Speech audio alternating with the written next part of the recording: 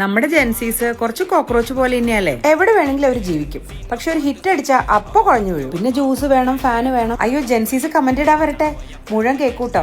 ഞാൻ നിങ്ങളെ ഒന്ന് പൊക്കി പറയാൻ തന്നെയാ വന്നേണേ. ബാറ്ററി ബാക്കപ്പ് ഇത്തിരി കുറഞ്ഞാലും അവരുടെ ക്ലാരിറ്റി ഓഫ് തോട്ട്സും ഒരു സ്റ്റാൻഡ് എടുക്കാനുള്ള കറേജും അതൊക്കെ അവരുടെ അടുത്ത് തന്നെ പഠിക്കണം കേട്ടോ. അപ്പൊ ഞാനിതൊക്കെ പറയാനുള്ള കാരണം ഇന്നാളും ഞാൻ കണ്ടൊരു റീലാണ്. അതിൽ ആ കുട്ടി പറയണത് അവള് റിലേറ്റീവ്സിനൊന്നും ഫോൺ വിളിക്കണില്ല എന്ന് കംപ്ലൈന്റ് പറയുമ്പോൾ നിങ്ങളുടെ മക്കൾ എങ്ങനെയാ എന്റെ അമ്മയച്ഛനെ വിളിക്കാറുണ്ടോ എന്ന് അവള് തിരിച്ചു ചോദിക്കുകയാണ്. ഞങ്ങളുടെയൊക്കെ ജനറേഷനിലുള്ള പല പേരൻസും എങ്ങനെയാണെന്നറിയോ, മക്കളെ കൊണ്ട് എല്ലാരെയും ഫോൺ വിളിപ്പിക്കും. അവര് ലീവില് എണ്ണിച്ചുട്ടപ്പന്മാരി ആകെ 4 ദിവസത്തേക്ക് വന്നാലും എല്ലായിടത്തേക്കും എഴുന്നള്ളിക്കും. അപ്പൊ ഇങ്ങനെ പോണ സമയത്ത് ചില വീട്ടിലേക്ക് കയറി ചെല്ലുമ്പോ അവര് പറയും, എത്ര നാളായി കണ്ടിട്ട്, സന്തോഷമായിട്ടോ വന്നത്.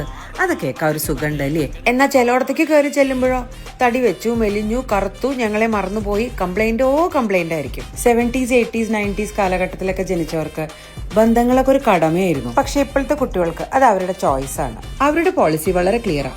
ഇങ്ങോട്ടുണ്ടെങ്കിൽ എന്നെ അങ്ങോട്ടും ഉണ്ടാവുള്ളൂ. ബഹുമാനം ഒരിക്കലും നിർബന്ധിച്ച് വാങ്ങാൻ പറ്റില്ല. സ്നേഹം അടുപ്പവും കൽപ്പിച്ചുണ്ടാക്കാനും പറ്റില്ല. അത് സ്വാഭാവികമായി ഉണ്ടാവേണ്ടത്. അതുകൊണ്ട് അവര് പറയുന്നത് അങ്ങോട്ട് തീർത്തും തള്ളിക്കളയാൻ പറ്റില്ല കേട്ടോ. അവരെ ബന്ധങ്ങൾ അഭിനയിക്കാനല്ല, അത് നിലനിർത്താനാണ് പഠിപ്പിക്കേണ്ടത്. ഫേക്ക് റിലേഷൻഷിപ്പിനേക്കാളും റിയൽ ആയിട്ടുള്ള റിലേഷൻഷിപ്പിനാണ് അവർ ഇമ്പോർട്ടൻസ് കൊടുക്കുന്നത്. അതുകൊണ്ട് ക്വാളിറ്റി ഓവർ ക്വാണ്ടിറ്റി എന്ന് അവർ പറയുമ്പോൾ അവർ ശരിക്കും മീൻ ചെയ്യുന്നത് 100 പേരോട് ഉപചാരവാക്കുകൾ പറയുന്നതിനേക്കാളും 10 പേരോട് ആത്മാർത്ഥമായി സംസാരിക്കുക എന്നതാണ്. ഇനി ജെൻസീസും പേരൻസ് ഒക്കെ പറയൂ, ഞാൻ പറഞ്ഞത് ശരിയാണോ?